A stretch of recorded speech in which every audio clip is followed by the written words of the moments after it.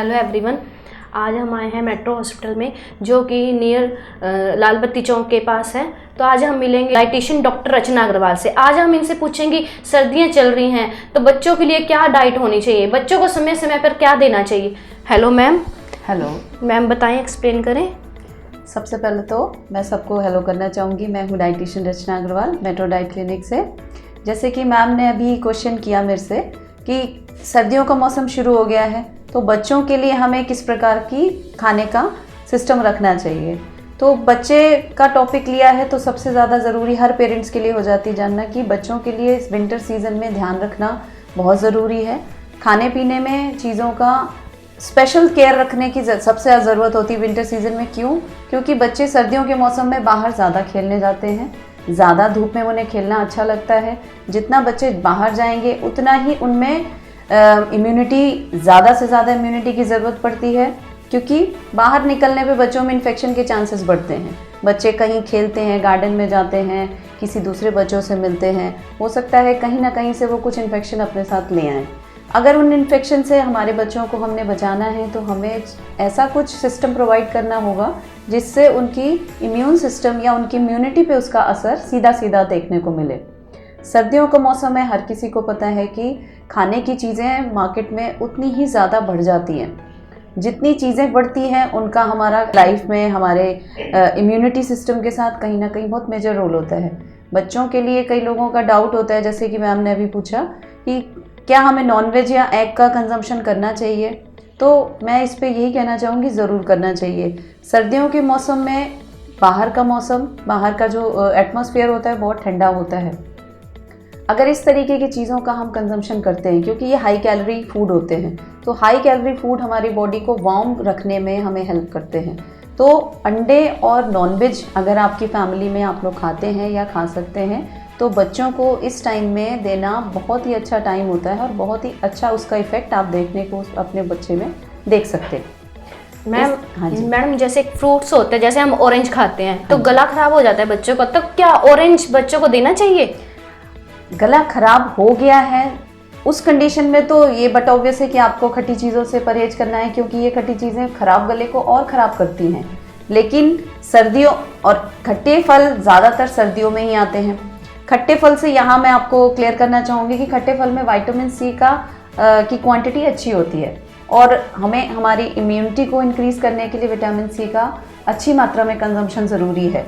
तो जब तक आप हेल्दी हैं, जब तक आपके गले में या आपको सर्दी ज़ुकाम जैसी कोई कंप्लेंट नहीं है, तब तक आप खट्टे फल का इंटेक करिए। And the best time of having these kind of fruit is like day time. आप 12 से 1 बजे के बीच में बच्चे को अगर ये फल प्रोवाइड करते हैं तो इससे कहीं भी उन्हें नुकसान नहीं जैसे होगा। मैम बच्चों को कोल्ड कफ बहुत जल्दी पकड़ता है, हाँ जी, तो इसके लिए दही फायदेमंद है या नहीं है? बिल्कुल फ़ायदेमंद है।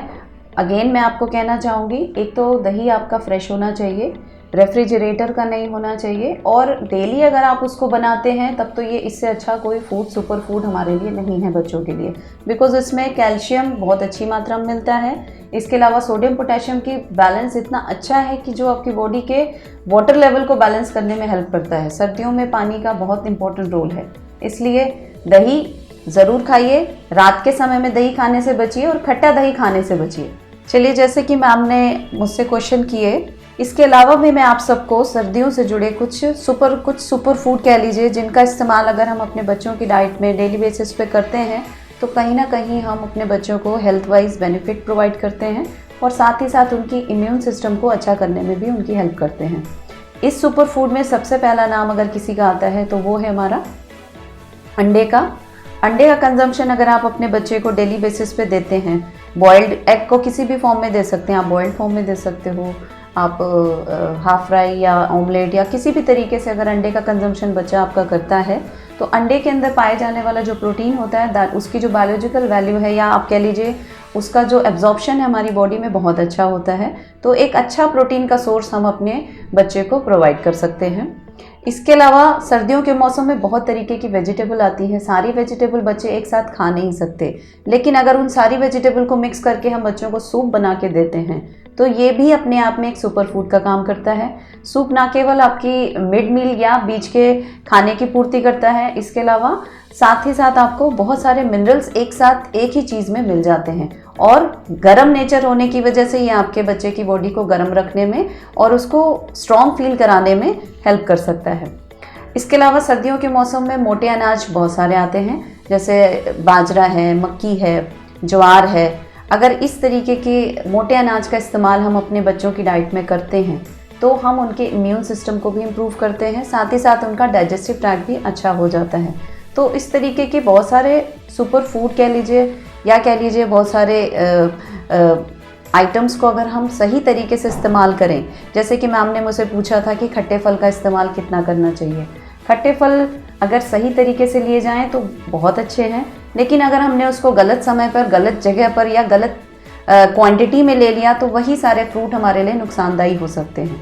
अगर आपके बच्चे को कोई एलर्जी नहीं है तो आप उसको खट्टे फल, संतरा है, कीनू है, कीवी है, आंवला है, इन सारे चीज़ का इस्तेमाल अगर आप दिन के समय में बच्चे को करके देते हैं, जूसेस भी अगर आप देते हैं तो वो टाइम आपका दिन का होना चाहिए।